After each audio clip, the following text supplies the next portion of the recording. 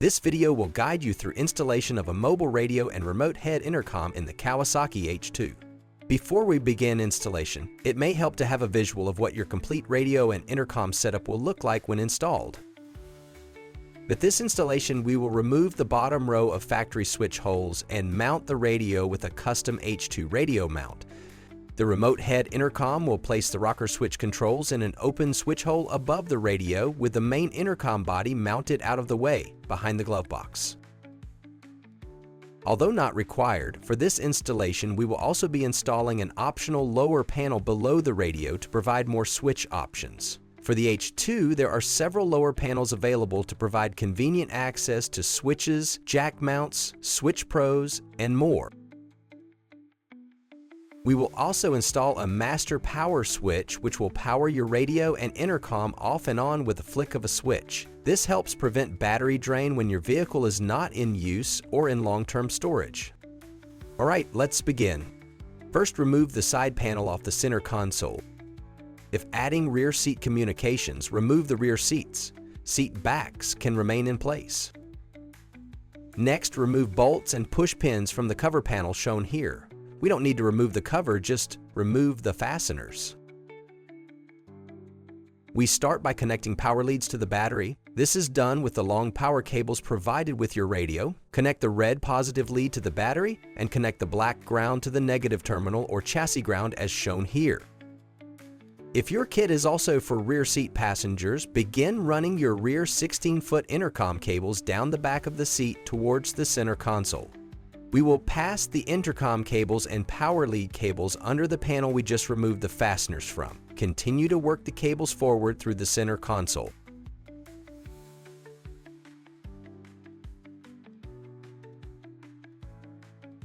With the rear seats done, it's time for front seats. Feed the cable through the seat back and run the cable along the tubing as shown here. Ultimately, we will work the cable down under the seat and over and under the center console shown here. With all seat position cables in place, bundle them together and secure them with R-wraps as shown here. Soft tie R-wraps are a reusable, trimmable cable tie that's easy to adjust and reposition. The hook and loop design keeps your cable secure and prevents pinching, crimping, or over-tightening of critical communications cables, commonly associated with zip ties. The H2 has a convenient open back on the center console, so all cables will eventually come up and connect to the radio and intercom. Let's move on to push-to-talk buttons. Start by securing the coil cord push-to-talk button to the steering wheel as shown here. Be sure to add a strain relief loop to minimize tension on the cable. More detailed instructions are included with your PTT on how to achieve this. After attaching it to the steering wheel, leave a decent length below the steering wheel as shown. This allows the cord to flex and stretch when turning the steering wheel without putting harmful strain on the cord. Simply secure the cable under the steering wheel with a soft tie R-wrap. When complete, move on to the passenger side. Affix the straight cord PTT to the grab bar as shown, also creating a strain relief to minimize tension on the cable. Feed the remaining cable through the dash, down and behind. Ultimately, both PTT cables will connect to the main intercom body. Now it's time to cut the dash for the radio installation. We first need to remove the console. We begin by removing the two push pins at the bottom of the console panel as shown here. Next, pop the cover off the front of the display. Now, pull up on the release lever to unlock the display. It's held in place by magnets, so a simple pull will release the unit from the dash. Once complete, remove the top two hex head nuts and two bottom Phillips head screws. Now remove two additional push pins in the back of the console. You can now remove the console gently, keeping in mind there is still wired accessory connections, so position the now loosened console close to complete the next few steps. On the back side of the console, disconnect the two factory switches and mark the switches and cables so we can pair them back up again further in the installation. Use the provided template or simply follow the video to determine the cut lines along the switch holes. Using a cutting tool of your choice, cut along the designated cut path.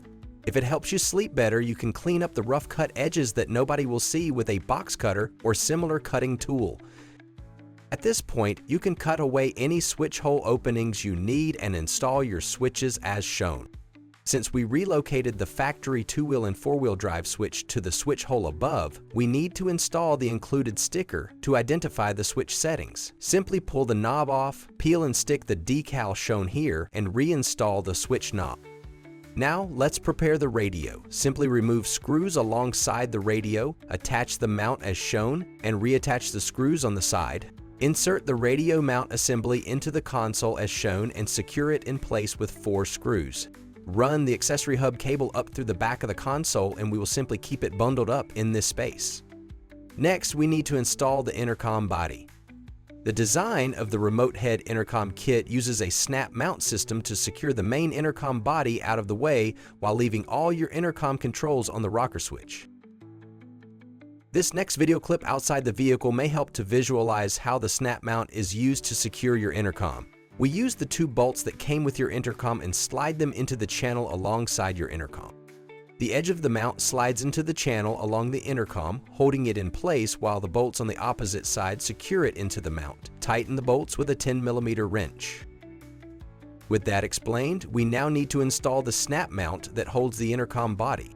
To provide more working room, if you haven't done it already, remove this cubby right above the glove box. Installation of the snap mount takes a little finesse in a tight space, so if you have big hands or want to make this a little easier, you can remove the top panels for easier access. However, we were easily able to reach under the top panels and secure the snap mount where shown using a right-angle drill. If you don't have a right-angle drill, removing the top panel will be a huge help. Once we set the mount in the location, we used a right-angle drill with 4 self-tapping screws right above the glove box to secure the snap mount as shown here. Once the snap mount is in place, remove the self-tappers and use the 8/32 nuts and bolts to secure it in place. Notice the location of the snap mount and ultimately where the intercom is positioned in the mount. These placements ensure all cable lengths are long enough to reach the intercom. With the snap mount ready, connect all cable and power leads to the back of the intercom. Note that the cables and intercom are color-coded and labeled to help and ensure proper connections. Secure the intercom body into the snap mount as shown. Next, mount the active filter as shown here using the peel and stick adhesive. The location is against a firewall behind the main console we removed. As mentioned earlier, we are also installing an optional master power switch which will power your system off and on with the flick of a switch. This helps prevent battery drain when your vehicle is not in use or in long-term storage. As a helpful guide, this illustration shows how to connect the switch in line with your active filter. And if you feel a little overwhelmed, don't be. With plug-and-play connections, adding a master power switch is easy. This guide is available as a PDF on the Resources tab on the H2 kit page. Give yourself a moment to review the connections and you'll see just how simple it is. Now complete remaining power connections and communications connections between the radio, intercom, and active filter. Alright, let's move on to the antenna coax cable. Begin by running the antenna coax cable from the back of the vehicle towards the front. As seen here, we start by securing the end of the coax cable to the tubing using an R-wrap. We then work the cable along the tubing towards the front of the vehicle, securing it to the tubing as we go. When approaching the A-pillar, pass the coax cable through the hole in the tube, feed it down the tube and out the other end. Run the cable under the dash and connect it to the back of the mobile radio. Let's finish the antenna installation by drilling a 3/8" hole in the roof as shown here.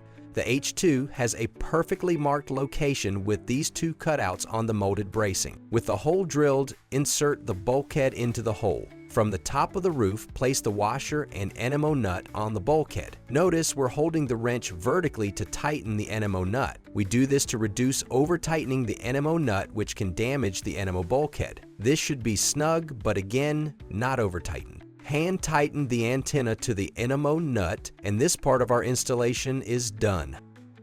With all connections now complete, reinstall the center console using all the previous hardware.